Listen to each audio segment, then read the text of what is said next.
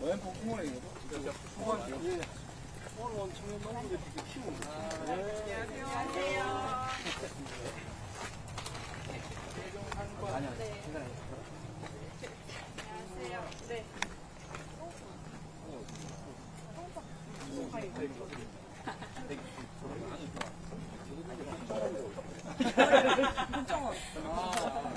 왜 복숭아니? 저는 국화를 좋아해요. 국화 정원인데 재밌게 지고 싶어가지고 이렇게 무서운 데인지 몰랐어요. 농사만 잘 그러게요. 아까 전에 복숭아 그렇게 옆에서 나서 농장 이름이. 네. 아, 아까 저기 농사진 거예요? 네네. 청년 농민들이 이렇게 조치원 저희 그래도 복숭아 밭에 오셨는데 복숭아는 드셔야 될 것 같아요. 어디서 보여왔어요? 로컬 푸드에서 이 친구 농사가 끝나가지고 복숭아 있네. 생각보다 맛있는데.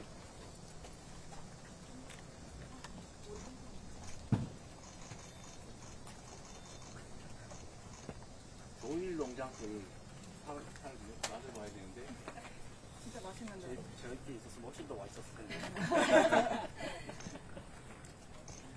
이 집은 국정원은 뭐 하는 집이에요? 저는 국화를 키우고요.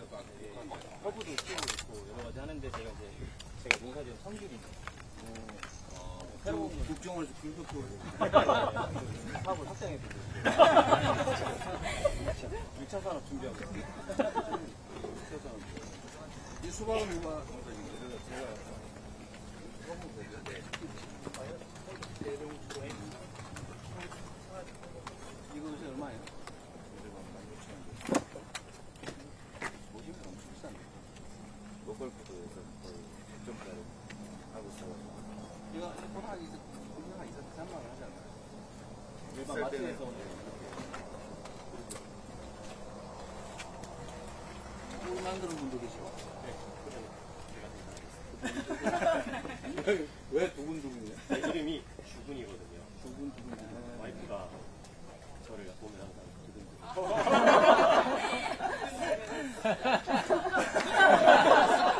전혀 사실이 아니에요. 제가 봤습니다. 제가 봤습니다. 예. 아니 자기 부인이 본인 보고 두근두근 한대잖아요. 그렇게 말하는 거 제가 봤습니다. 진짜구나. 네, 맞습니다. 미안한데 오해를.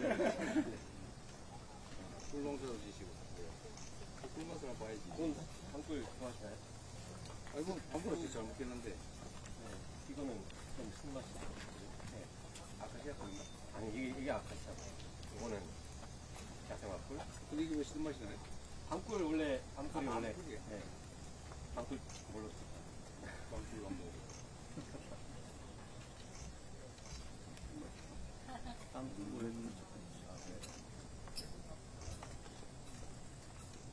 쓴맛 안 나는데? 단맛이 아주 진한 맛인데? 아 그런가요? 이게 아닌데. 아, 네. 농담으로 알겠습니다.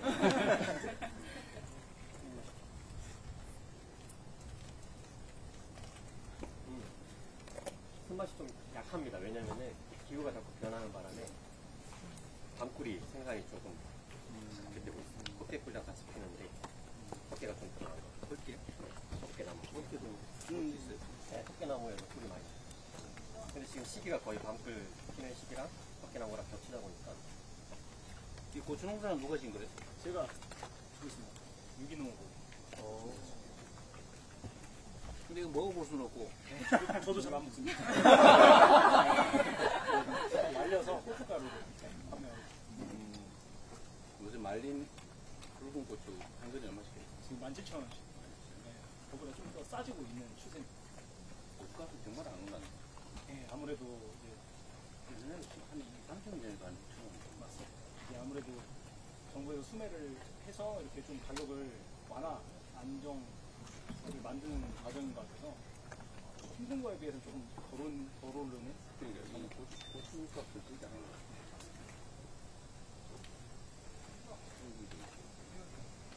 우리 세종식물은 뭐 하는 거예요? 저는 무궁화 나무 키우고 있습니다. 무궁화 나무요? 네, 유럽에서 신품종 나무들을 이제 수입해서 직접 선목해서 이 알리는. 무궁화 준비하고 있어요. 수입한 거예요? 네. 얘는 유럽이랑 미국에서 로열티를 이거 원래 우리나라 품종 우리나라 품종인데 이제 무궁화가 이제 새로운 품종이 계속 개발되고 개발을 그쪽에서 가져가지고 그쪽 개량을 해서 그쵸. 그러니까 유럽이 한국보다는 더 많은 무궁화를 키우고 있어요. 백합도 우리 아리코 가지고 개량을 한 거라. 맞아요. 그게 얼마 로얄티 하는 거 얼마 네? 로얄티를 좀 우리는 로열티 한국에서는 못 받고 있어요.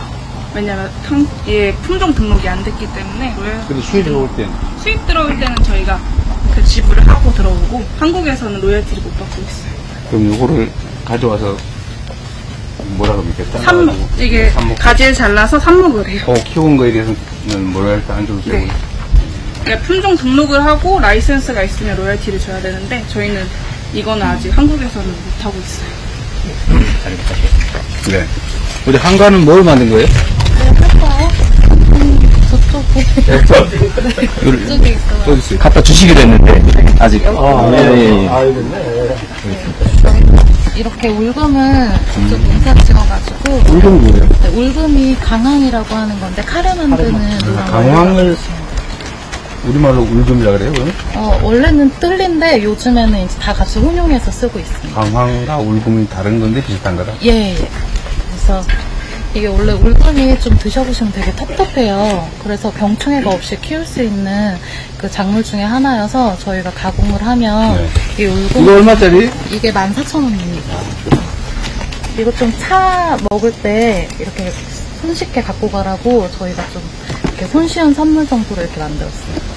세종한가의 안서영 대표님. 네. 14,000원? 네, 14,000원입니다. 누가 하나 사주세요. 이쪽이다. 이거 딸이 이거. 빼면 돼.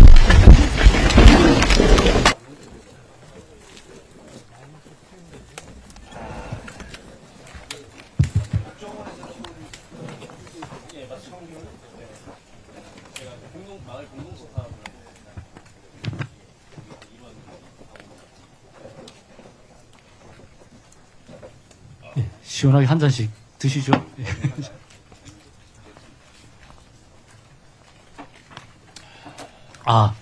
네, 고맙습니다. 오늘 비도 오는 것 같고 바람도 많이 걱정을 했는데요. 또 우리 대통령 오시니까 날이 시원해서 너무 좋습니다. 예, 그러면 지금부터 시작하도록 하겠습니다. 오늘 청년 농업인 현장 간담회에 참석해 주신 여러분들 정말 고맙습니다. 간담회 진행을 맡은 저는 농림축산비서관 이영수로 합니다. 박수까지요? 예, 감사합니다. 네, 그렇습니다. 예, 고맙습니다. 저도 사실 청년 농업인 출신입니다. 18년 전에요. 아버지 반대도 불구하고 고향마을에 가서 저도 복숭아 농사를 짓는데 오늘 우리 세종에서 청년 농업인들도 보고 또 복숭밭에도 오니까 제 마음이 또 애잔하기도 하고 애틋하기도 하고 또 오늘 또 기대도 되고요. 그래서 이야기 드리지만 우리 대통령님 아시지만 민생에 대한 행보도 많이 하시고 여러분들 이야기 듣고 싶어 오셨으니까 편하게 좋은 시간 됐으면 좋겠다라는 그런 바람을 드립니다. 예, 오늘 이 자리는 청년들의 기회와 희망 K농업에서 펼치다를 주제로 청년 농업인들이 K농업의 주역으로 성장하기 위한 방안을 논의하기 위해서 마련된 자리입니다. 식수는 대통령님이 모두 말씀을 해주시고요. 우리 김대훈 국정원 대표님께서 예, 환영 인사 후 청년 농업인들의 말씀을 원장이라고 부르는데 예, 그러겠습니다. 네, 그렇게 하도록 하겠습니다. 먼저 우리 대통령님의 모두 말씀 있겠습니다. 여러분들 이렇게 보니까 반갑습니다. 진짜 청년들 같네요. 이게 요새 그 농촌, 농업, 농부 이게 참 다양한 의미로 쓰여지고 있는데 요즘은 좀 전에도 우리가 그 얘기를 하고 왔지만 이 농촌이라고 하는 데가 어쩌면 쇠락의 상징 같았는데 요즘은 저는 새로운 희망처럼 느껴질 때가 있어요.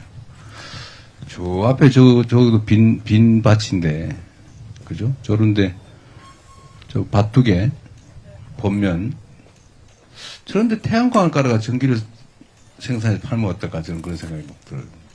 그죠? 오솔길 넓은데 저기 쫙 태양광판 깔아줘도 되잖아요. 그래서 새로운 기회라는 생각이 들 때가 있습니다. 농촌. 또 농업은 그런 것도 있죠. 농업은 전략산업, 안보산업이다라는 생각을 제가 자주 말씀드리고 있죠. 일본이 지금 쌀값이 올라가지고 난리 났죠. 쌀값이 한 3배, 4배 오른 것 같아요. 우리가 이제 농업을 자립해 놓지 않으면 위기의 시기에 식량 자급률이 부족해서 좀 심각한 국가적 위기를 겪을 수도 있기 때문에 사실 농업은 보존해야 될 안보산업이기도 하고 전략산업이기도 합니다. 아마 요즘은 또 어느 정도인지 모르겠는데 이 농업에 대한 정부 지원이 대한민국이 아주 매우 작은 나라에 속하죠. 농업에 대한 지원도 이제는 많이 늘려야 될 때가 됐고요. 농민들을 보면 여기도 동네 나이 든 어르신들이 많겠죠? 예, 뭐 아마 주로는 그러실 텐데 새로운 희망의 농촌 지역에 또 농업에 종사하는 젊은 사람들이 좀 많이 생기는 것 같아요. 그러니까 뭐 절대 숫자로는 그렇게 많지는 않은데 여기저기 보면 농촌의 농업에서 희망을 한번 찾아보겠다는 분들이 젊은 세대가 상당히 많은 것 같습니다. 어쩌면 또 해볼 만한 일인 것 같기도 해요. 그리고 정부 정책도 이제는 농업, 농촌 또는 농민 이 부분에 대한 지원도 좀 많이 늘려야 되고 더 길게는 지속성이 있어야 될 텐데 앞으로 미래에 지금보다 더 나아질 거다 이런 기대가 좀 있어야 되잖아요. 어쨌든 그런 것들을 우리가 좀 만들어 보려고 노력은 하지만 사실 쉽지 않은데 오늘 여러분들 현장에서 느끼는 또는 필요로 하는 이야기들을 한번 들어보고 우리 유능한 또 농축산부 장관도 계시고 하니까 농업비서관도 있고 하니까 저희가 여러분들 하신 말씀을 잘 경청해서 좋은 정책으로 만들어 보겠습니다. 어쨌든 날도 좋고 여러분들 만나서 반갑기도 하고 고맙습니다. 국정원 특히 여기 있는지 몰랐네요. 네, 고맙습니다. 예, 다음은 우리 청년농업인 대표에서 우리 김대훈 국정원 원장님께서 인사하시도록 하겠습니다. 예. 안녕하십니까, 대통령님. 저는 세종시에서 꽃을 재배하는 청년농부 김대훈입니다. 오늘 세종 청년농부들을 대표해 인사드립니다. 세종은 외지인들에게는 행정도시로 많이 알려져 있지만 사실은 도시와 농촌이 공존하는 도농 복합도시입니다. 특히 복숭아와 조경수, 묘목이 유명한 고장이며 로컬푸드가 활성화된 지역이기도 합니다. 저희 청년농부들은 이러한 전통과 기반을 이어가면서 식량 작물뿐 아니라 꽃, 채소, 과일은 물론 특용 작물까지 다양한 농작물에 도전하고 있습니다. 농업은 힘든 일이지만 정직하게 키운 작물을 통해 지역 주민들에게 건강하고 신선한 먹거리를 전하고 있습니다. 이제는 식량 문제가 어느 정도 해결된 시대입니다. 앞으로 농업은 단순한 생산을 넘어 IT 산업과 연결되어 새로운 도약이 필요하다고 생각합니다. 저희 청년 농부들은 스마트팜 등 새로운 기술을 배우고 소비자와 직접 소통하며 지속 가능한 농업을 만들어가고 있습니다. 무엇보다 더 많은 젊은 인재들이 농업에 들어와서 자신의 꿈을 펼칠 수 있도록 기회가 열려야 합니다. 그리고 농촌이 다시 젊은이들이 찾아와 아이들이 뛰어노는 생명력 있는 공간이 되어야 한다고 생각합니다. 대통령님께서 청년 농부들의 도전을 응원해 주시고 젊은 세대가 농업 현장에 뿌리 내릴 수 있도록 힘을 보태 주시면 감사하겠습니다. 감사합니다. 네, 고맙습니다. 우리 김대훈 대표님도 지금 13년차 청년 농부신데 오늘 모임도 우리 후배님들을 다 같이 연락을 해서 하셨던 정말 지역에서 농사만 잘 짓는 게 아니고 또 지역에서 역할을 해주셔서 너무 고맙다는 말씀 좀 드립니다. 제가 이야기를 들으니. 제일 연장자입니다. 예. 그래서 이제 지금부터는요, 우리 대통령님이 주제하에 자유 토론을 하겠는데 이야기 하셨듯이 여러분들도 하시고 싶은 얘기 평소 때 좀 편하게 해주시면 좋겠습니다. 예, 그럴 수 있죠? 네. 예, 좋습니다. 예. 그러면 대통령님 주제에서 회의를 진행하도록 하겠습니다. 본인이 아, 그래요? 그렇게 하는 걸로 돼 있습니다. 그러면요, 제가 생각할 때 제 얘기보다 하고 싶은 얘기가 많을 건데, 누가 먼저 한번 할까요? 네, 안녕하세요. 네, 맞습니다. 네, 유기농으로 고추 농사 짓고 있는 김농부 농장의 대표 김민석입니다. 사실 저는 농대를 나와서 농업에 입문하려고 농대를 들어가서 이렇게 농사를 짓고 있는 사람인데요. 저는 좀 농업이 매력적으로 느껴졌었습니다.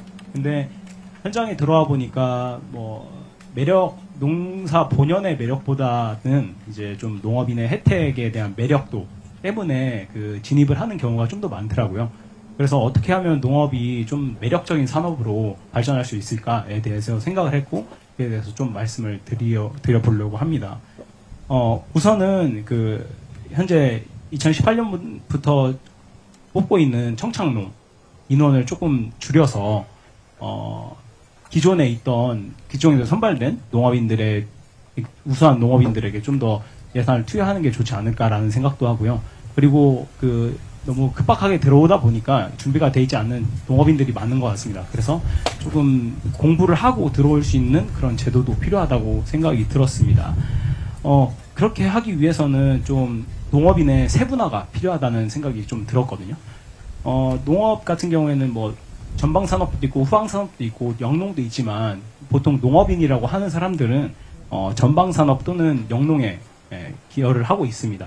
그러면 영농 정확히 농사를 열심히 짓는 사람은 영농으로, 그리고 농사를 지으면서 가공이나 유통, 관광 쪽을 하는 분들 따로 이렇게 세분화해서 지원 정책을 좀 전략화하는 게 좀 맞지 않을까라는 생각을 했습니다.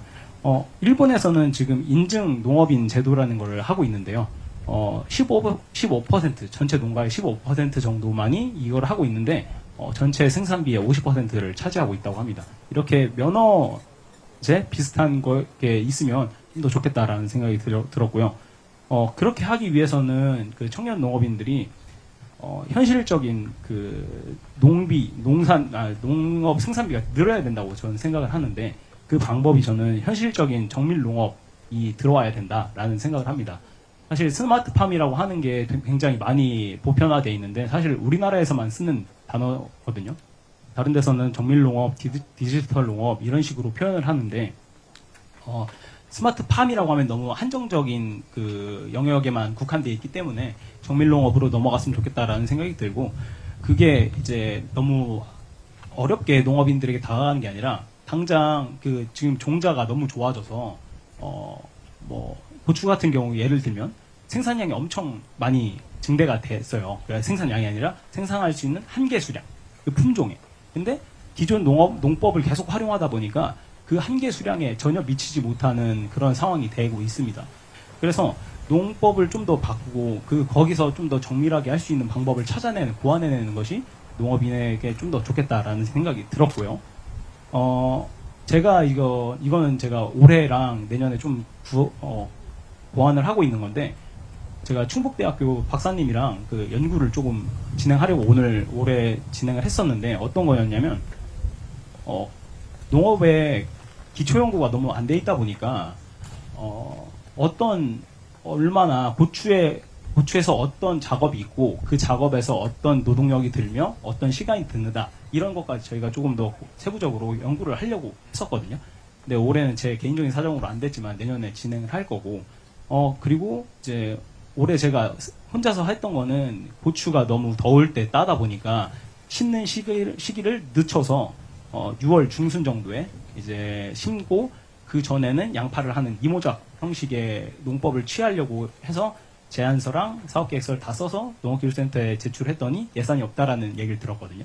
그런데 이런 농업인들이 늘어야지 자생을 한다고 생각을 하는데, 그렇게 하고 싶은데 이제 너무 정책 예산이 내려오는 연구들은 탑다운 방식으로 돼 있다 보니까 바텀업 형식으로 되는 그런 그런 루트가 필요하다라는 생각이 들었습니다. 지금 농진청에서 진행을 하고 있긴 한데, 법인만 참여가 가능한 그런 좀 큰 규모의 연구다 보니까 좀 농업인들이 할 수 있는 연구들이 있는 바텀업 형식의 연구를 취할 수 있는 게 필요하다는 생각이 들었습니다.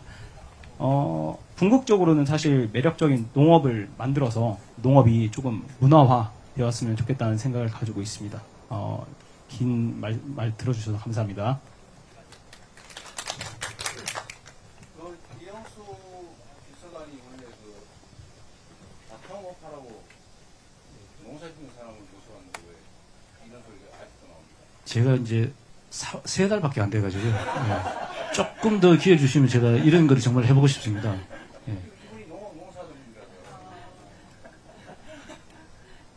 실제로 꼭 필요하고요. 우리 대통령이 늘 이야기하신 지역계에서 꼬리피 없는 경직성이 없는 예산처럼 농업에도 스스로가 연구하고 실제로 젊은 친구가 기초 연구를 위해서 이렇게 투자한다는 자체가 사실 미안한 일이거든요. 그래서 그런 부분에 대해서 우리 장관님과 잘 상의해서 이야기 드리겠습니다. 그리고 개인적으로 농업의 매력을 이야기해서 너무 고맙고 구렛나루의 매력도 굉장하십니다. 예. 그래서 어쨌든 그런 매력적인 농사 지어주시길 정말 부탁드립니다. 예, 다음 자발적으로 좀 했으면 좋겠습니다. 누가 하실래요? 잠시만.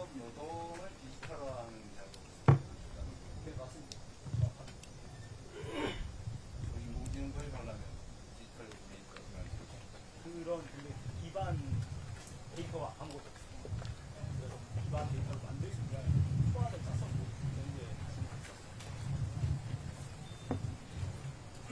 제가 하겠습니다. 네. 정주근입니다.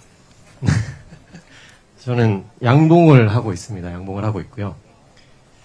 거기다가 이제 창업농이고 지금 한 15년째 양봉에 하고 있는데 솔직히 굉장히 많은 어려움들이 많았고 중간에 벌들도 전부 폐쇄한 적도 한 2번 정도 있고 거의 농업에서 나오는 수익으로 지금까지 살았다기보다는 한 10년간은 돈을 못 벌었고요. 화물차 운전 그리고 편의점 아르바이트 젊었을 때는 그런 것까지 같이 병행을 하면서 꾸역꾸역 지금까지 이렇게 해오고 있어요. 그리고 살아남은 어떻게 보면 좀 특별한 케이스죠. 왜냐하면 그 정도 되면은 다 도시로 돌아가야 되는데 저는 양봉이 꿀벌이 워낙 좋다 보니까 지금까지 이렇게 버티다 보니까 그나마 이제 조금 좀 나아지는 그런 생각은 드는데 그것보다는 이제 제가 15년 전에 들어왔을 때 굉장히 이제 많은 분들이 세종시에도 계셨습니다. 한 100명 이상의 양봉 연구회 회원들도 계셨고 그 다음에 뭐 취미로 하시는 분들도 굉장히 많았었는데 여전히 그분들이 지금도 계시고 지금은 그 100명이라는 숫자가 60명으로 줄었고요. 네. 그나마 양호한 편입니다. 세종은. 타 지역은 더 어떤지는 저도 젊은 사람이 없는 거죠. 제가 15년째 막내거든요. 중간중간 새롭게 하겠다고 들어와서 이렇게 해보겠다는 친구들이 있었지만 결국은 한 1, 2년 하다가 다 돌아갔습니다. 그래서 저는 이제 뭐 다른 농업 분야도 똑같을 거라고 생각을 해요. 뭐 양봉뿐만이 아니라. 제가 가장 지금은 좀 약간 부정적으로 많이 생각을 하고 있습니다. 이 양봉이 앞으로 5년 내지 10년 안에는 이 업계가 없어질 수 있겠다. 저는 이렇게 생각을 하거든요. 왜냐면 제가 느끼기에 제가 체감하기에 없으니까요. 사람이. 제가 같이 전동면에서 같이 벌 키우시던 어르신들도 다 돌아가시고 치매 걸리시고 병원에 계신단 말이죠. 그런 걸 봤을 때 이게 저는 먹고 살겠는데 이게 그냥 한 10년 지나면 이제 아무도 없겠구나. 이런 생각이 들었어요. 그리고 이제 그게 파급 효과가 굉장히 클 거라고 저는 생각을 해요. 왜냐면 지금 여기 계시는 농부들도 벌과 연관이 없는 작물이 별로 없거든요. 복숭아도 그렇고 수박도 그렇고 딸기도 그렇고 벌이 없으면 결과적으로 이 파급이 예전에 제가 시작했을 때는 벌값이 8만 원 이 정도면 충분히 가능했었는데 지금은 25만 원 이 정도 수준으로 올라갔어요. 한 통. 네, 그러니까 제가 벌을 임대를 또 꽤 많이 했었어요.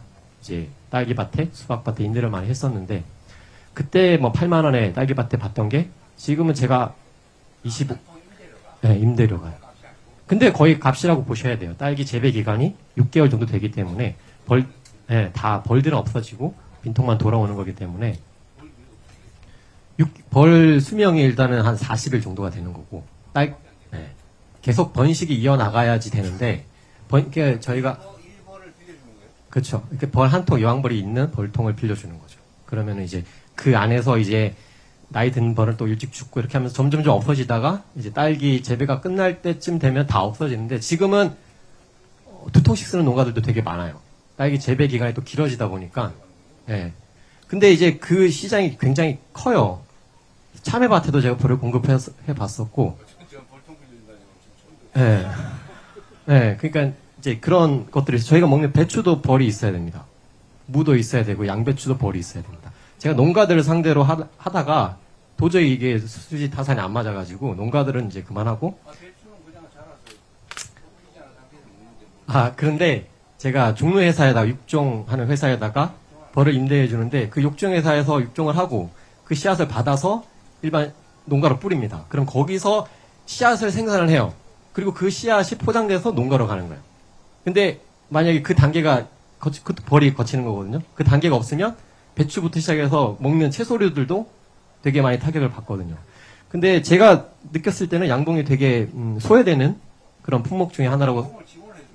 맞습니다. 그래서 벌이 이제 가장 기후위기에 가장 또 중요한 것 같아요. 얼마 전에 대량 회사이죠. 네. 그게 이제 기후 변화와도 또 맞물려 있거든요. 벌들이 아까도 말씀드렸다시피 수명이 40일 정도 되는데 겨울에 잠을 잔다기보다는 일을 안 하고 집에만 있어야 돼요. 근데 11월 달, 12월 달에도 이게 온도가 되면 얘네들은 본능적으로 나오거든요. 그러니까 집에만 있어야지 내년 봄까지 살아남는데 집에 안 있고 나온다는 거죠. 그러니까 번식은 저희들이 안 시키고 있기 때문에 그 수명을 봄까지 끌고 갈 수가 없는 거죠. 이게 기후변화와도 맞물려 있고, 그 다음에 뭐 응애라든지 여러 가지 질병들과도 맞물려 있고, 더군다나 이제 고령화가 굉장히 심각해지다 보니까 저는 그냥 되게 느껴요. 벌이 없습니다. 벌이 없어요. 전동에도 이 계신? 네, 전동면도 벌이 없어요. 근데 그게 일반 시설 하우스에는 빌려줘서 이렇게 해결한다지만, 이 자연적으로 이렇게 재배되는 것들, 그런 것들은 굉장히 타격을 입을 거라고 저는 개인적으로 생각을 해요. 왜냐면 그냥 자연적으로 이게 씨가 맺히고 열매가 어떤 자연 야생 식물들 이런 것도 벌이 없기 때문에 저희들이 이제 키워가지고 그 벌들로서 수정되는 것들이 되게 많은데, 그래서 저는 그런 생각을 하고, 일단 제일 중요한 거는 젊은 친구들이 없다는 게 저는 제일 중요하다고 생각하고요. 왜냐면 저 혼자 남아 있어서 그 양봉업을 한국의 양봉업을 떠받칠 수는 없다고 생각하거든요. 그래서 뭐 몇 년 전에는 새로운 친구들을 데려와가지고 관심 있는 친구들을 데려와서 그냥 무상으로 내 거 쓰고 다 가르쳐 줄 테니까 한번 해봐라. 그래서 1년 동안 가르쳐 보기도 했는데, 뭐 가는 친구도 있고, 이게 정말 한 명을 키우는 게 너무너무 어렵더라고요. 이 농업이라는 게 다들 퇴직하시고 물론 양봉들을 많이 시작하세요. 60 뭐 넘어서 퇴직하시고 양봉들 한때 굉장히 많이 들어왔습니다. 그래서 그것 때문에 통계적으로 양봉 인구가 굉장히 늘었고 벌통수가 굉장히 늘었다고 보여지는데, 실질적으로 그분들은 부업이죠. 부업이고 취미다 보니까 시간이 지나고 돈이 안 되고 하면은 그냥 접으면 끝나는 거예요. 그리고 이 농업이라는 분야 자체가 최소 10년을 해야 좀 알겠는데 이 정도가 나옵니다. 근데 퇴직하시는 분들이 65세 오셔가지고 알겠는데 하면 75세거든요. 그래버리면 뭔가 제대로 하고 싶어도 할 수가 없다고 저는 생각을 하거든요. 젊은 친구들이 여기에서 10년을 충분히 할 수 있는 그런 어느 정도의 지원을 됐으면 좋겠고, 물론 제가 생각할 수 있는 영역을 넘었어요. 이미 제가 봤을 때 되게 부정적인데, 이미 또 베트남 수입골도 이제 개방이 되고 있고, 29년에는 이제 완전히 베트남과 경쟁을 해야 하는 상황인데, 그쯤 되면 이제 한국의 양봉은 거의 이제 무너져 있지 않을까. 전 개인적으로 그렇게 생각을 하고 있어요. 이런 이야기를 나눌 사람들도 없어요. 제가 양봉협회 뭐 어떻게 감사도 하게 되고 하지만, 거기 임원분들과 이렇게 대화를 해봐도, 뭐랄까요? 이 후대를 키워야 된다. 일단 자기가 죽을 때까지, 힘든 데까지 하는 게 중요합니다. 나 죽을 때까지 할 거다. 70인데, 80인데. 그러다 보니까, 제가 대화가 안 통하다 보니까 이미 거기서도 제가 이제 한 발 빠져나와서 있는 상황이고, 나만 잘 먹고 잘 살아야겠다. 방법이 제가 생각했을 때는 이 대책을 세워야 되는데, 제 개인이 뭐 어떻게 움직일 수도 없는, 그렇다고 지원을 해가지고 젊은 애들이 양봉을 하러 들어온다? 이것도 되게 어려운 것 같아요. 양봉이라는 게 벌을 좋아서 들어와야 되기 때문에. 조일농원 사장님은 이 수정을 어떻게 해요, 그러면? 손으로?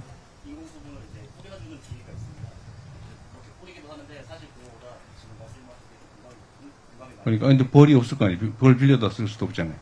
자연적으로 이제 요 아래쪽에 있긴 한데 자연적으로 날라와도 수정이 잘 돼야 맛이 쓰시게 있는 거죠. 근데 벌통이 어디 있어요? 볼통은 조치원에 있습니다. 조치원. 여기 바로 여기 밑에 500m 안에 양봉장에 하나 있고요. 그러니까 그 벌이 지금 여기를 다 수정시켜 주고 있는 거예요. 그 뭐 대가를 지불 하진 않아요? 우리 양봉집 주인은 대가를 지불하지는 않죠. 대가는 없고 지금은 대가가 없습니다. 근데 제가 생각했을 때 그렇게 되겠네요. 곧 그렇게 될 것 같습니다. 참고이네. 네. 그래서 이제 그런 부분이 되게 애로 사항이다라는 말씀을 드리고 그 다음에는 이제 짧게만 이제 하고 끝내겠습니다. 이렇게 네, 되게 저는 이제 여기에 대한 되게 애착이 강해요. 이 꿀벌에 대한 애착이 강하다 보니까 이게 좀 잘 됐으면 좋겠고 많은 사람들이 했으면 좋겠는데 그렇지 못하니까 좀 안타까운 심정은 있어요. 그리고 이번에 의성 산청 산불이 나는 바람에 솔직히 거기는 거의 폐업 수준입니다. 산이 다 탔잖아요. 미론, 그러니까 아카시아 나무라든지. 그게 없어졌다. 네. 그리고 이제 그쪽에 있는 양봉 농가들은 다 폐업이죠. 버틸 수가 없는 거고요. 그리고 만약에 나무를 심는다고 하더라도 꿀이 나올 때까지 기다리는 시간이 있기 때문에 그리고 그쪽 농부들도 망했지만 저희가 그쪽으로 이동을 가서 꿀을 따는 사람들도 많은데 그 사람들도 다 그쪽으로 못 가게 되는. 그러니까 생산성도 많이 떨어지고. 네. 그래서 그런 어떤 양봉하신 분인데 하실 말씀이 정말 많으신 것 같아요. 그만하겠습니다. 아니, 이해합니다. 근데 그 꿀벌 보면 이쁘세요? 네, 사랑스러워요.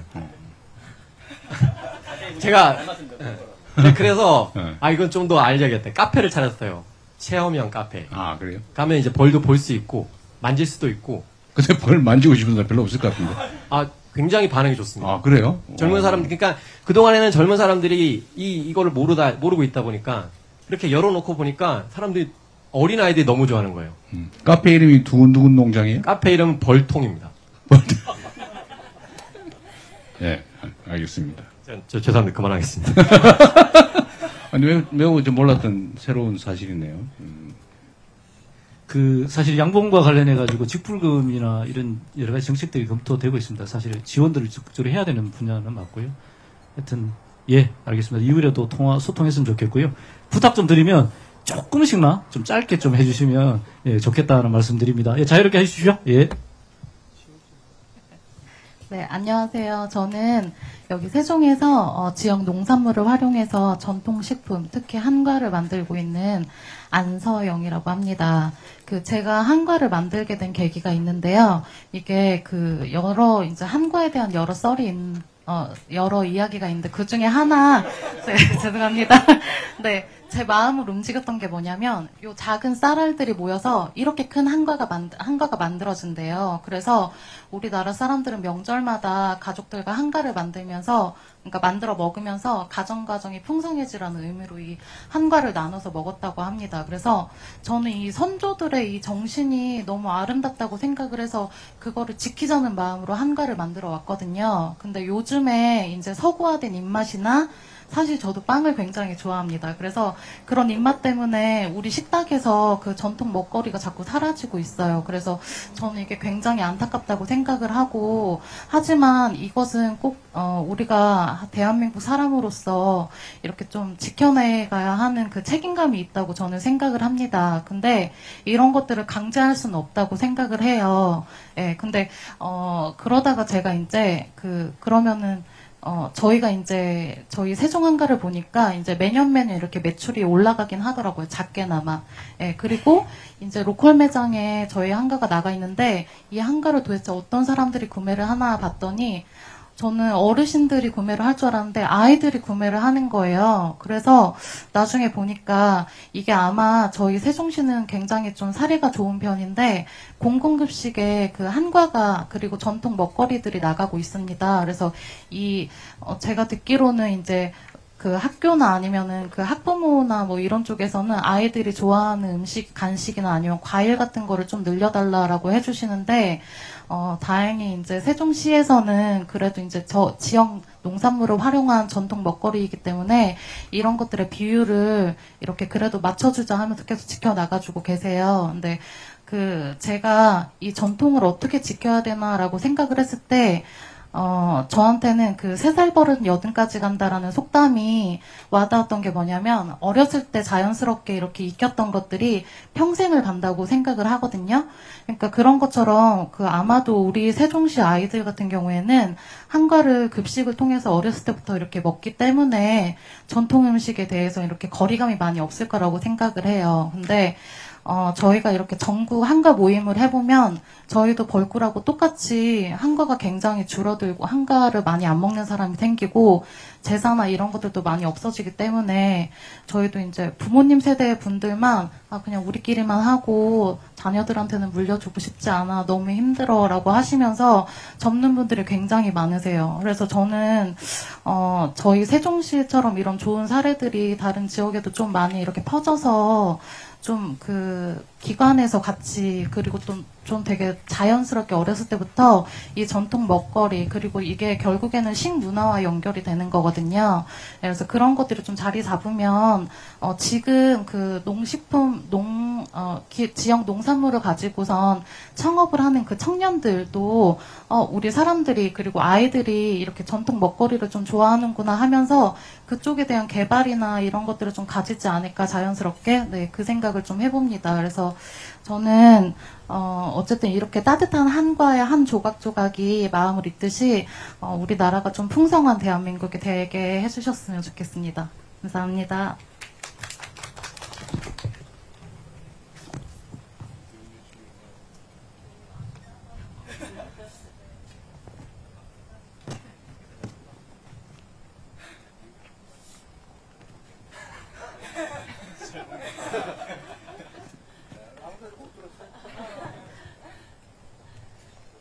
예. 네, 안녕하십니까. 저 세종시에서 수박하고 야채 농사를 짓고 있는 김종현이라고 합니다. 저희 같은 경우에는 야채와 수박 같은 경우에 인력들이 굉장히 많이 필요로 하고 있습니다. 그리고 또 하우스에서 하다 보니까 기계로 돌리고 이제 수확하는 것들이 좀 어느 정도 한계가 좀 있다고 생각이 됩니다. 그리고 요즘에 이제 저희 농촌 같은 경우에는 이제 고령화가 많이 되다 보니까 이제 인부들을 모집하기가 굉장히 힘들고 있습니다.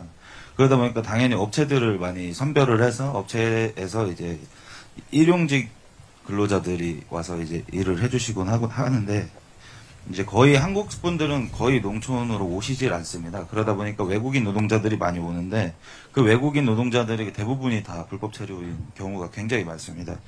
그러다 보니까 저희가 이제 지금 국내에서도 농촌 인력중개센터를 운영을 하는 걸로 알고 있습니다. 근데 그 부분이 좀 더 개선이 됐으면 좋겠다는 바람에 있습니다. 그 지자체나 농협에서 운영을 많이 하는 걸로 알고 있는데요. 그러니까 실질적으로는 그 인력들이 잘 수급이 되지 않고 있고, 그리고 그 많은 인력들을 이제 필요로 하는 농민들이 필요로 하는 인력들이 충족되지가 않고 있습니다. 그러다 보니까 지자체에서도 이제 지자체나 농협에서도 이제 다른 외국에서 이제 뭐 소통을 잘 하셔가지고 이제 모셔다 오든 해가지고 같이 함께 할 수 있는 그런 시스템을 좀 더 개선을 해서 이제 농촌 인력들을 좀 충족을 시켜주셨으면 좋겠다라는 생각을 하고 있습니다. 감사합니다. 요새 하루 일당 얼마씩 줍니까? 거의 12에서 15만 원 사이라고. 12만 원, 15만 원. 예. 외국인 노동자들? 예. 우리 내국인들은 애초에 그 가격에 오질 않습니다. 더 주거나 그러지는 않고. 예, 그리고 오신다고 해도 더 줘야 되지만 더 준다고 해도 안 해요? 외국인들만큼 하지를 않습니다. 그리고 그만큼을 요구를 하면 애초에 다시는 안 옵니다.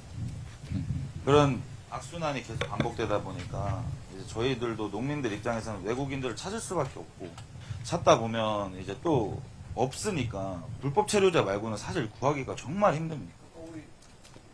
조일농어 사장님 저 일당 20만 원 준다고 그러지 않았어요? 네, 작업 종류에 따라서.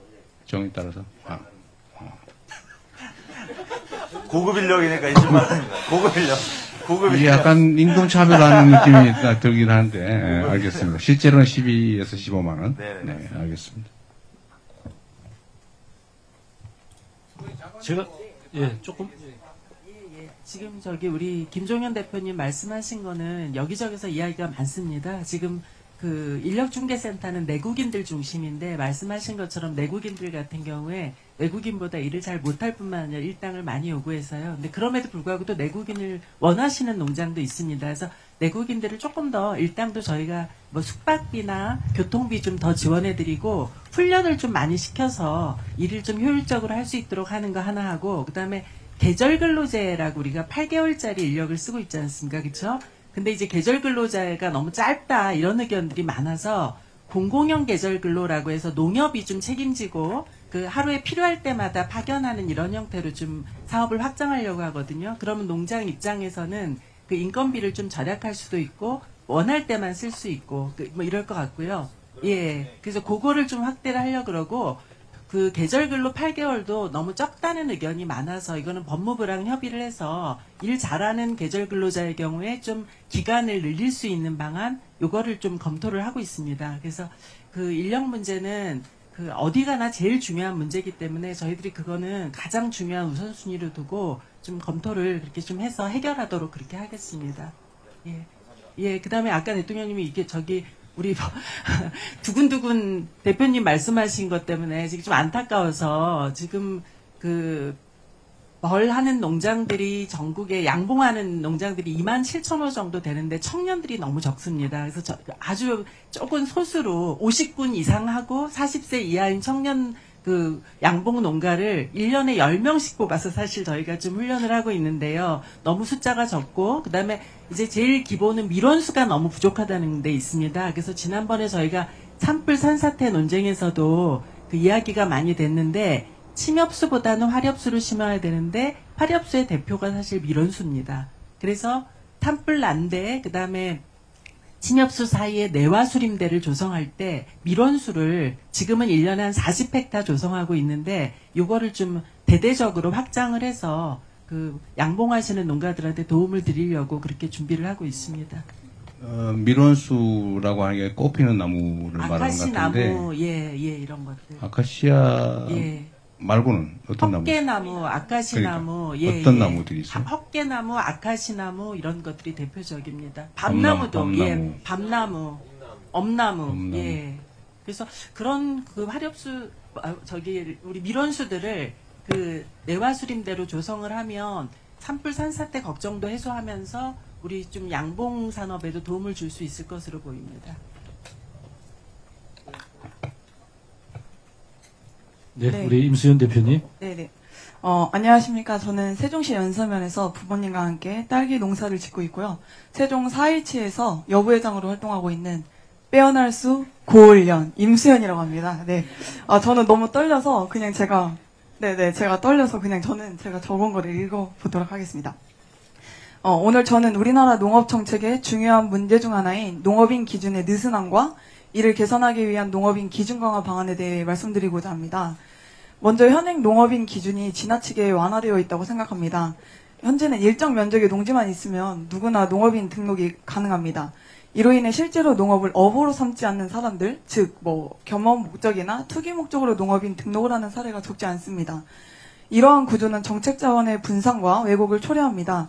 한정된 직불금과 보조금이 실제로 농업에 전념하는 청년 농업인이나 전업농에게 집중되지 못하고 있습니다. 또한 세종시 같은 경우는 농지를 투기 목적으로 확보한 사람들이 늘어나면서 정작 농지를 필요로 하는 청년 농업인들의 진입 장벽이 더욱 높아지고 있는 것이 현실입니다. 그래서 저는 3가지 방안을 생각을 해봤습니다. 첫째, 경작 실적 중심의 인증 강화입니다. 단순히 면적이나 매출 기준이 아니라 일정 기간 이상 실제로 농사를 지은 기록, 생산과 판매 증빙을 확인하는 체계가 필요하다고 생각합니다. 두 번째로는 겸업 및 투기 목적 농업인의 배제입니다. 농업에 소득이 과도하게 많은 경우 혹은 농지를 보유만 하고 경작하지 않는 경우에는 농업인 자격에서 제외돼야 된다고 생각합니다. 셋째, 청년 및 전업농 중심 지원 체계 구축입니다. 기준을 강화하되 그 자원을 진짜 농업을 하는 사람들에게 집중해야 합니다. 특히 농업에 뛰어드는 청년들에게 더 두텁게 지원할 수 있도록 정책 우선순위를 조정해야 합니다. 물론 이 과정에서의 보완책도 필요하다고 생각합니다. 창업 초기 청년 농업인들에게는 뭐 일정 기간 유예를 주거나 그 기간을 충족할 수 있는 시간을 마련해 줘야 된다고 생각하고요. 고령 농업인들에게는 단계적인 조정을 통해서 혼란을 줄일 필요가 있다고 생각합니다. 나아가서 디지털 농업인 인증 시스템을 도입을 만약에 한다면 행정 절차를 간소화하고 투명성을 확보할 수 있어서 농업인들에게는 편리하게 또는 담당 공무원들에게는 업무가 과중되는 일이 줄어들 거라고 생각이 됩니다. 지난달 8월 13일 나라재정 절약 간담회를 제가 좀 인상 깊게 봤는데요.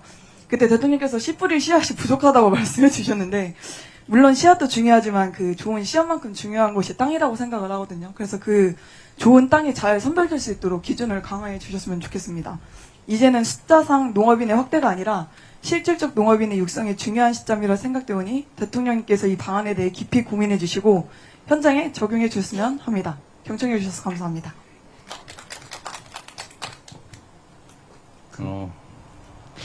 농업 예산 집행의 효율성에 대해서 아주 적확한 지적을 해주신 것 같습니다. 충분히 검토할 만한 점은 많은 것 같아요. 지금 300평 이상이면 다 등록해 주죠.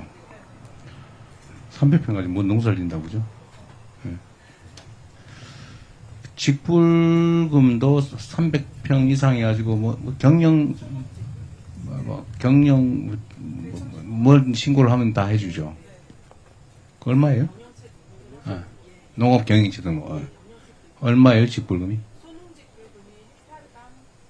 헥타르 말고 저 300평이다 그러면 130만 원까지 무조건 30까지 올라가. 예. 그래요? 제가 올해 예를 들자면 제가 올해 연초하고 그리고 이제 지난달 같은 경우는 만약에 정말 말씀하신 대로 투기 목적으로 300평 사놓고 단속 안 당하려고 농업인 등록해 놓으면 투기를 도와주고 있는 거네 정부 예산으로. 그건 다시 진짜 검토해 보시죠. 곤란해야 되겠는데. 예, 거기에 조금만 보태면 사실 우리 청년 농업인들이 이 문제에 대한 제기도 있지만요. 기존에 있던 우리 농업계에서도 농업인에 대한 정의를 해야 된다. 왜냐하면 똑같은 말씀입니다. 지금 과연 농업인들이 얼마 많은 기준으로 예를 들면 300평을 가지고 시골에는 어쩌다가 한 번씩 내려온 사람들이 농업인이냐. 그리고 또 사실은 오랫동안 고생을 하셨지만 80, 90이 된 어른들도 농지원분상 농업경영체상 300평만 있으면 농업인이냐. 이런 이야기들이 이제 시대와 좀 달라진 것 같습니다. 그래서 지금 아마 제가 알기로는 농특위에서 이번 정부에서 농업인의 규정 그리고 또 그와 동시에 또 납세하는 문제까지에 대한 주제에 대한 이야기를 스스로 좀 진행되고 있고 아마 진행될 예정이라는 이야기 좀 드리겠습니다. 네, 이상입니다. 임차농도 인정을 해주죠? 임차 계약서가 있거나 하면?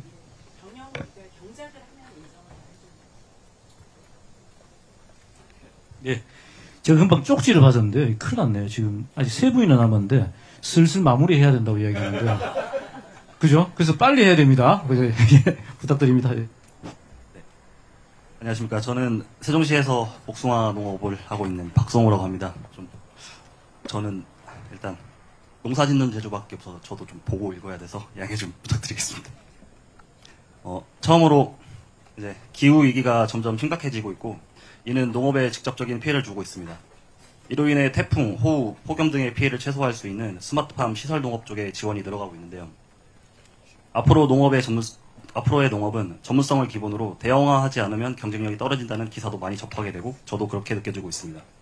특히 시설이 아닌 노지에서 재배할 수밖에 없는 작물들은 더욱더 대형화가 필요한 경우에 속하고 그 기후 위기를 고려하더라도 노지에서 재배할 수밖에 없는 이런 부분들을 위해 1차 농업에 대한 지원도 유지 이상으로 늘려줄 수 있는 방법도 고려해 주시면 감사하겠습니다. 그리고 두 번째로 부모님과 같이 영농에 종사할 경우 부모님께서 농업 기반을 갖추고 계셔서 본인 소유의 농업에 관해 평균 수준 이상의 경쟁력이 있는 경우에는 시설 및 농지 규모도 대형화에 부합하는 부분이 많은데 장기적으로 2대, 3대를 거쳐서 가업처럼 농업에 종사할 경우 결국에는 증여상속세가 큰 문제가 되는데 이 부분의 걱정이나 고민을 줄일 수 있게 도와주시면 감사하겠습니다. 끝으로 각 농업 관련 부서에서 일하시는 분들의 노고가 많은 걸 잘 느끼고 있습니다.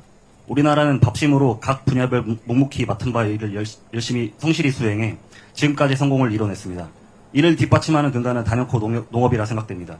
우리의 식탁에서, 우리 땅에서 나고 자란 먹거리가 저희 후대에도 계속 이어질 수 있도록 편의점이나 마트에서 바코드를 찍는 것보다 진열되는 물건들을 생산해서 채우는 더울 때 에어컨 밑에서, 추울 때 실내 따뜻한 곳에서 일하는 것도 좋지만 내 스스로 땀을 흘리고 손발에 흙을 묻혀가며 내 작물들을 잘 돌보면서 수확의 보람을 느끼고 이 또한 가치 있는 일임을, 또 수익도 내 노력에 비례해 자연스럽게 따라온다는 점을 많은 청년들이 느낄 수 있도록 청년들의 농업 입성의 문턱을 낮춰주시기 위해 농업 관련 부서에 종사하시는 분들께 조금 더 적극적인 도움을 부탁드리겠습니다. 이상입니다. 고맙습니다. 그 시간을 조금 줄이기 위해서 대통령이 2분 남았는데요. 이야기. 저 듣고. 아, 그럴까요? 일단은 그래도 할 거는 해야지. 농지는 농사를 실제로 지면 상속세 면제 아닙니까? 8년인가. 세금 비해서 어느 정도 이제 감면된 혜택이 30억까지는 상속세 면제고요. 8년 작용해도. 그죠? 8년인가 작용하면 상속세 면제고 그러겠죠. 근데 그거는 이제 기본적인 공변이고요. 전체 규모 상속과 관련해서 지금 아무래도 땅값도 오르고 하다 보니까 농지 말고 다른 재산 얘기하는 거예요? 농지하고 집하고 이런 재산적으로 원래 농지 자체는 상속세가 없는 거 아니에요?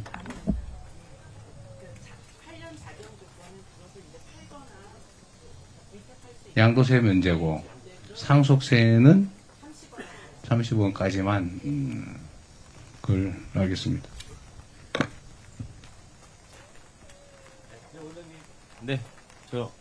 네, 저는 올해 13년 동안 이렇게 농사를 짓고 있습니다. 처음에는 저는 원주민이기 때문에 이제 제가 한솔동이 고향이거든요. 그래가지고 시골이었다가 이제 세종시가 이렇게 개발이 되면서 산 증인입니다. 제가 이렇게 개발되는 것을 지켜봤습니다. 네. 그래가지고 땅값 많이 올랐습니다. 예. 근데 투자를 잘못하셔가지고 저희 아버지가 부여에다 땅을 사는 바람에 재미를 별로 못 봤습니다. 아무튼 그래가지고 되게 시골이었다가 도시가 되니까 저희 아버님이 좀 선견지명이 있으셔가지고 세종시가 오면 이제 여기 꽃이 많이 필요할 거다, 도시가 되면. 그래가지고 저보고 이제 농사를 권유하셔가지고 이제 농대를 갔습니다. 2005년에. 그래가지고 이제 한국농산대학교 졸업해가지고 농사를 이렇게 짓고 있는데, 그때만 해도 비가 오기 시작하네요. 그때만 해도 막 하루아침 몇 달 있으면 동네가 하나 생기고 막 동네 하나 더 생기고 막 이런 식으로 되면서 재미를 좀 봤습니다. 제가 농사를 져가지고. 근데 처음에 힘들었지만 지금도 힘들고요. 그랬는데 아무튼 주변에 꽃농사를 짓는 사람이 없다 보니까 저 혼자 되게 외롭게 농사를 졌습니다. 그래가지고 막 서울로 혼자 차에다가 싣고 경매장 혼자 밤에 막 싣고 가고 낮에 꽃 심고 물 주러 다니고. 그런데 이제 세종수목원이 몇 년 전에 들어왔습니다. 세종시에. 그래가지고 계약 재배를 시작했습니다. 여기서 다른 농사 지시던 채소 농사 지시던 분, 과수 농사 지시던 분들하고 1년에 얼마 계약을 맺고 이제 농사를 짓도록. 그래서 이제 농가들이 많이 생겨나는 추세입니다. 그래서 그분들하고 이제 같이 농사를 지어가지고 이거 중심 아닙니까? 국토의 중심? 물류를 아낄 수가 있습니다. 여기 전국으로 꽃을 이렇게 서울에 거의 다 이게 집중이 돼 있거든요. 화훼시장이, 농가가. 왜냐하면 이건 도시 근교 농업이기 때문에 어떤 도시가 없는 지역에서는 농사 져가지고 팔아먹기가 힘들기 때문에 대표적인 근교 농업이 화훼인데, 이제 세종시가 있고 농가가 이제는 생겼습니다. 그래가지고 이분들하고 같이 이제 좀 이 지역을 좀 꽃 시장을 좀 만들어보자, 이게 꿈이 생겼습니다. 제가. 그래서 하는데 마침 이제 청주에도 바이오 산업이 또 돼 있지 않습니까? 그래서 또 한 가지가 또 자생식물에 대한 우리나라, 아시겠지만 이 가장 한국적인 것이 가장 세계적인 것 아니겠습니까? 우리 자생식물도 아직 연구되지 못한, 발견되지 못한 그런 효능이나 효과 이런 것들이 많이 있습니다. 그래서 바이오 산업과 연계해서 그런 정원식물도 개발을 해주고, 그런 기능성 식품도 만들어가지고 좀 세계로 좀 수출을 했으면 하는 게 있고, 정원식물에 대해서도 우리나라 이런 화훼도 그렇지만 채소 종자 산업이 완전히 무너졌습니다, 지금. 그래서 아시겠지만 종자가 완전히 농업의 반도체 아니겠습니까? 이걸 연구개발비를 좀 확 늘려주셔가지고. 그렇죠. 예. 그래서 막 로열티를 막 내야 되는 상황입니다. 그렇기 때문에 좀 연구개발에 많이 주셔가지고 육종 사업 이렇게 좀 신경을 써주셔서 세종시가 세계로 뻗어나간 동양의 네덜란드가 될 수 있도록 좀 도와주십시오. 네, 고맙습니다. 예, 우리 신수미 대표님. 예. 안녕하세요. 저는 세종시 전임면에서 부모님이랑 세종식물원을 운영하고 있는 신수미라고 합니다. 저는 욕심이 많아서 대통령님께 바라는 점이 너무 많지만 시간이 없어가지고 제가 말을 잘 못할까봐 서류를 준비했어요. 나중에 한번 봐주시면 감사하겠습니다. 제가 바라는 점은 첫 번째, 농촌 화장실 문제입니다. 농촌에서 하우스나 밭에서 일할 때 가장 불편한 점이 화장실입니다. 이동식 화장실은 공간이 좁고 여름철에는 덥고 냄새가 심해 사실상 사용이 어렵습니다.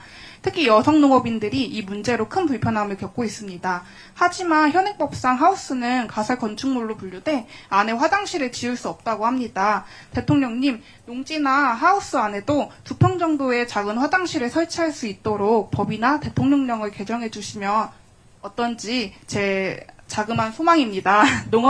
농업인의 기본적인 생활 여건을 개선하는 작은 변화가 현장에서 절실히 저는 필요하다고 생각합니다. 두 번째로 종자법 문제입니다. 현행 종자법은 지나치게 복잡하고 모호해 농민들에게 큰 부담이 되고 있습니다. 종자법이 생기기 이전에 국외에서 들여온 묘목은 정식 수입이 아니면 품종 등록이 불가능합니다. 그런데 정식 수입을 시도해도 금지식물로 묶여 막히는 경우가 많습니다. 결국 새로운 품종은 등록 자체가 어렵습니다.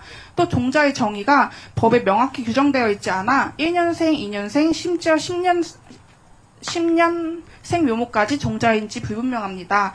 국립종자원과 산림품종관리센터가 서로 다른 기준을 적용하다 보니 농민들은 큰 혼란에 빠져 있습니다.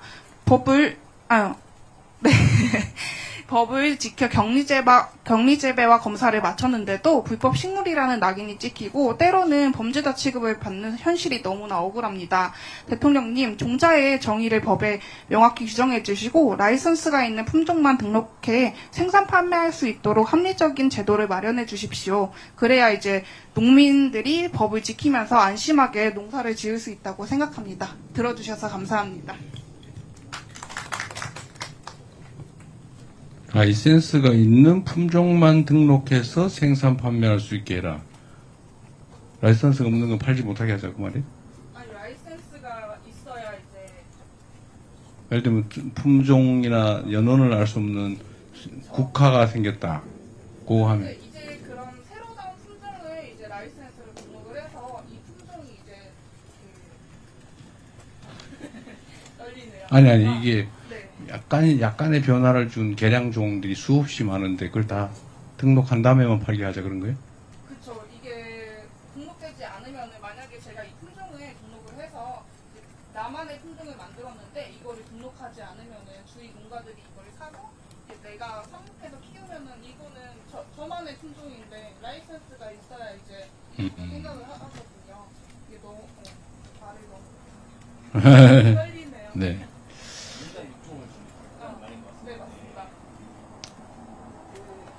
인간육종도 절차를 좀 지켜야 해서 이게 왜 그러냐면 소나무 제선충병, 과수화상병 이런 게 바로 라이센스 없이 그냥 그렇게 들어온 것들이 민간을 통해서 퍼져나가면서 이렇게 생태계에 영향을 미쳐서 저희가 이 부분은 굉장히 철저하게 관리를 하거든요. 근데 지금 말씀하신 것도 무슨 뜻인지 알아요. 그래서 이거를 좀 절차를 지켜서 그런 문제가 없도록 만들자라는 취지거든요. 그래서 그거 맞죠? 그래서 그렇게 할 거고 지금 종자 정의하자는 것도 이게 잘 아시는 것처럼 나무마다 풀마다 다 다르잖아요. 이 시기랑 이런 게. 그래서 뭘 종자로 정의하느냐가 하나로 그 법에 규정하기가 쉽지가 않습니다. 그래서 그 부분은 저희가 공통 지침을 한번 만들어 볼게요. 그래서 그렇게 해서 좀 하려고 그러고 아까 화장실 문제는 대통령님 지금 되게 이상하게도 농지하고 하우스 안에 생산시설 외에는 다 들어갈 수가 없습니다. 그래서 화장실이 없다. 농막이라는 게 허용되는데 농막에는 화장실이 포함이 안 되나 보죠? 농막 안에 화장실이 있습니다. 농막은 허용이 되잖아요. 네네네. 근데 무슨 말이지? 생산시설. 그러니까 생산시설로 돼야 되는 거죠. 화장실 단독으로 들어가는 게 안 돼서요. 이게 되게 불합리하기 때문에 저희가. 농막은 되는데 화장실은 안 된다고요? 이상한 것들이 매우 많습니다. 그러니까 생산시설. 농막에는 당연히 화장실이 포함이 되고. 원래는. 화장실을 포함한 농막은 되는데 화장실만은 안 된다? 원래 농막은. 돼 있어요? 원래 농막은 그 화장실이 사실 없어야 됩니다. 창고 형태입니다. 그래서 사실은 농막은. 화장실 설치할 예. 수 없습니다. 불법입니다. 예. 아니, 그래서 물어보잖아요. 예. 맞습니다. 농막은 허용되지만 거기는 화장실이 안 된다? 네. 예, 안 됩니다. 그래서 화장실이 생산시설이 아니기 때문에 안 되는데 그게 대단히 말이 안 되거든요. 그래서 지금 농막이라고 하는 개념은 잠시 창고. 쉬거나 예. 뭐 그런 개념도 포함하잖아요. 맞습니다. 네네. 근데 대소변을 보면 안 된다 그런 거예요? 그렇죠. 좀 이상하긴 하네요. 예, 그래서 이 문제, 장관님. 그래서 이 하반기에 바로 농지법 개정을 해서 저희가 이 화장실 문제는 해결하도록 그렇게 하려고 합니다. 예. 조금 보태면 이제 가장 우리 청년 창업농들이 많이 하는 게 체험입니다. 실제로 체험으로 이제 새로운 그 산업을 또 공간을 열어야 되는데 그러려면 화장실하고 주차장이 문제입니다. 근데 지금은 다 이런 문제가 안 되고 있어서요. 이게 총체적으로 저희들이 그 농식품부에서 점검을 하고 있으니 그 이야기를 하반기 때 일정 정도의 좀 성과를 낼 수 있도록 또 의견도 청취할게요. 예, 그러도록 하겠습니다. 네. 네, 아닙니다. 예. 예, 그 예정된 시간보다 지났는데 제 뒤에서는 쪽지 오고 야단인 거 맞죠? 예, 그때 저는 우리 청년 농업인들의 이야기를 듣기가 안 쉬우니까 저는 욕심이 좀 나서 예, 좀 죄송합니다. 예, 좀 그렇게 했고요. 또 끝까지 함께 해주셔서 고맙습니다. 여러분들 의견 주셔서 너무 고맙고요. 그리고 아까 얘기했지만 혹시나 못 주신 의견이 있으면 저희들이 주면은 다시 검토해서 드리겠다는 얘기를 미리 좀 드렸습니다. 예, 오늘 논의를 바탕으로 해가지고 정말 우리 청년 농업인들이 농업의 매력을 본인만 느끼는 게 아니고 다른 사람한테 얘기할 수 있고 그래서 한국 농업을 지켜가는 그런 든든한 후배 동지들이 됐으면 좋겠다는 바람도 꼭 좀 드립니다. 예, 우리 대통령님 마무리 말씀 부탁드립니다. 네, 여러분들 뭐 힘드시긴 할 것 같아요. 또 새로운 희망을 만들고 계신데 저희도 가능한 게 뭔지를 열심히 찾아보겠습니다. 네, 여러분 반갑습니다. 네. 예, 고맙습니다. 이것으로 간담회를 마치도록 하겠습니다. 참석해 주신 분들 너무 고맙고요. 끝으로 뒤에서 우리 복숭아나무를 배경으로 우리 대통령님과 우리 청년 농업인들 사진 한 컷 이렇게 남기도록 하겠습니다. 예.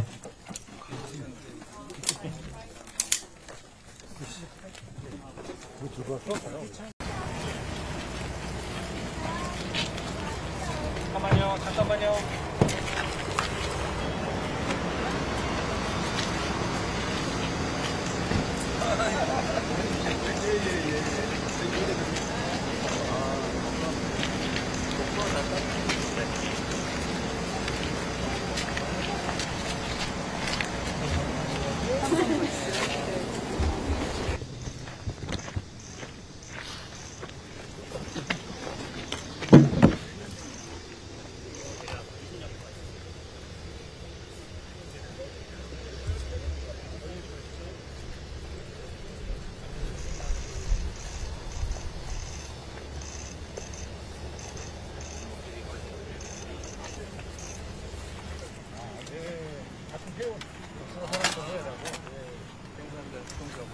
예, 나부터 오실 겁니다. 조금만 뒤로 돌아가겠습니다. 오니까 이게 큰건 천중도? 예, 맞습니다. 천중도가 물렁물렁한 복숭아, 물론 가지치기 하셔야 되는데 네. 가지치기 겨울에 하는 거 아니에요? 지금 해야 된다는데 지금? 네, 시범으로 한번 해주시라고. 가지치기 따라서 내년에 이제 과일이 결정돼요. 그래서 지금 꽃눈이 잘하는 거예요? 그래서 꽃눈이 이제 양분을 충실하게 만들기 위해 가지고 햇빛을 가리는 거, 광합성 잘하게, 바람 잘 들어가게 그렇게 가을 전정 지금 해준 게 굉장히 중요해요. 아, 그래요? 지금 대통령께서 하신 일과 비슷하게 내년도에 좋은 수확을 결실을 맺기 위해서 지금부터 내년 농사를 준비하는 거죠. 전진사도 하시고, 이야, 훌륭합니다. 농사 잘하시겠어요? 아이고, 잘하고 있습니다, 보니까. 예. 그러면은, 그죠? 가지들을, 이걸로. 네.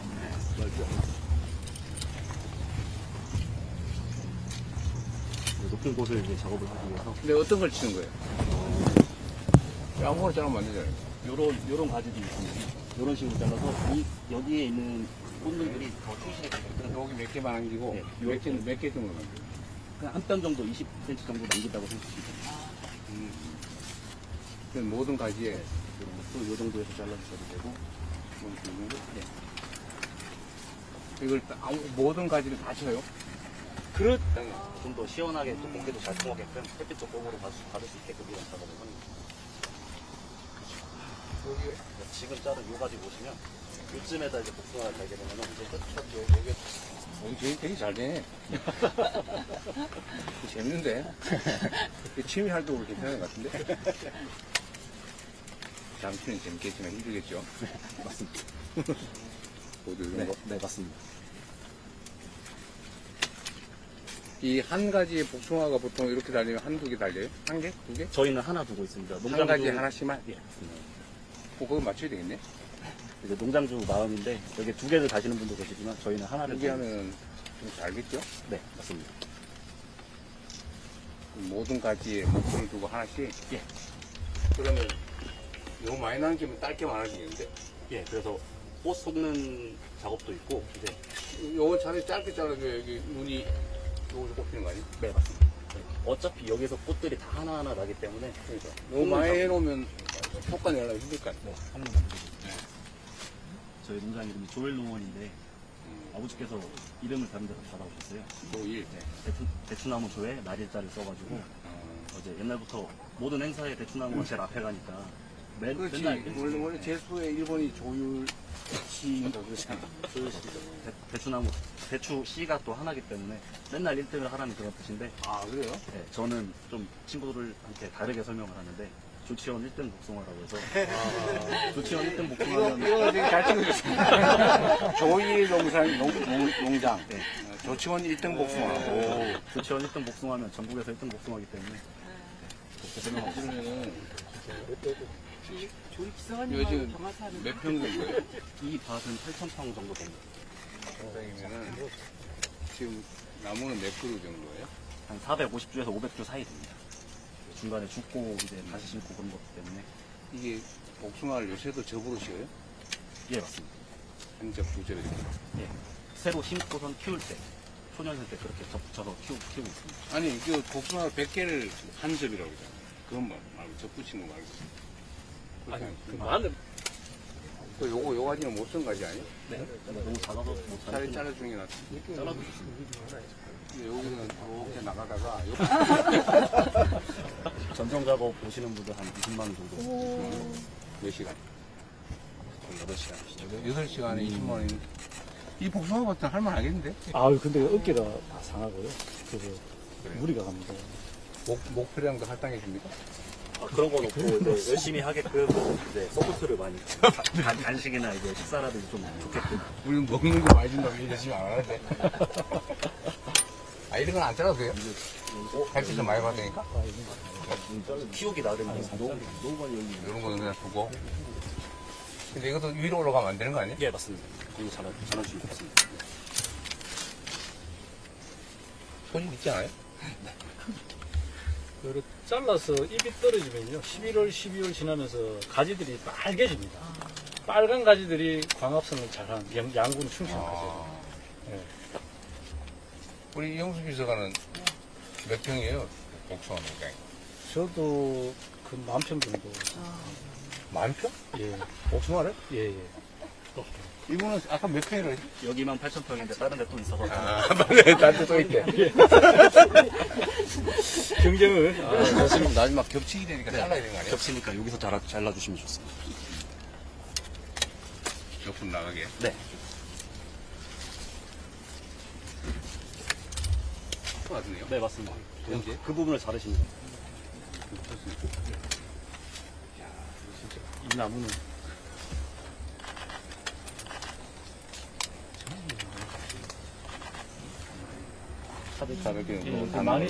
많이 자란 나무는 1,000개, 800개 정도 자라고요.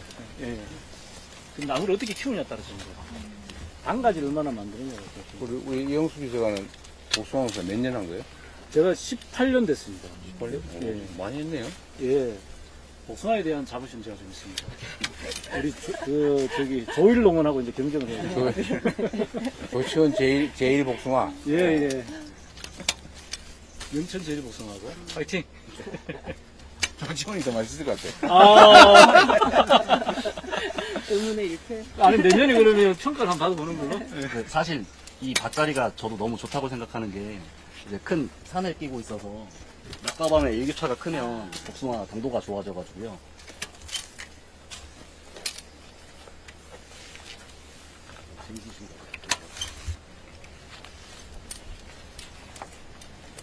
그래도 너무 위로 올라가면은 나중에 따기가 어렵겠네요.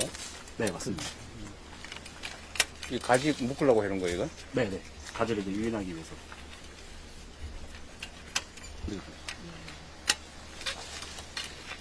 대통령 농사 지으신 거 좋아하시는 것 같은데. 재밌는 아니면 안 돼, 힘들죠. 나는 어저께 우리 어머님이 콩밭면들 싸고 다니다가, 아이고. 나 콩밭 싫어해. 콩밭이 엄청 덥거든. 칠갑산 노래 별로 안 좋아하시죠? 안 좋아해. 콩밤맨.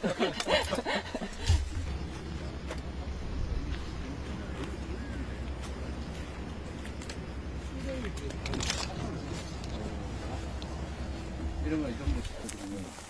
올해 내년에 복숭아 농사는 어디에 달려있냐 그러면 이게 가운데 눈이죠. 이게 잎눈입니다. 양옆에 잎눈이고 가운데가 꽃눈입니다. 아, 그래요? 이게 7월 달에 꽃눈이 형성돼가지고, 예. 이게 지금 가지치기 해주고 광합성이 얼마나 잘하냐에 따라서 내년 복숭아의 굵기나 생산은 사실은 올해 결정입니다. 여름에 복숭아 싸고 나서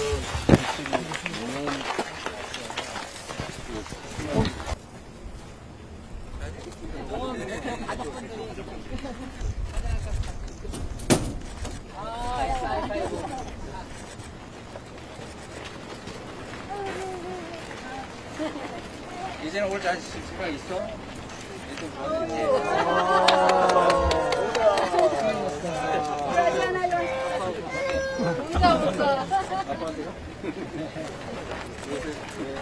복숭아 밭에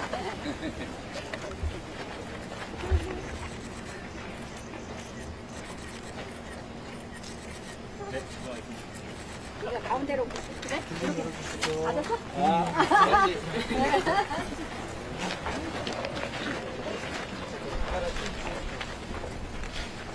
같이 농사를 지세요? 네. 도와주고 있어. 아들이 도와주는 게 아니고 어르신이 뚝 떨어져 계시네.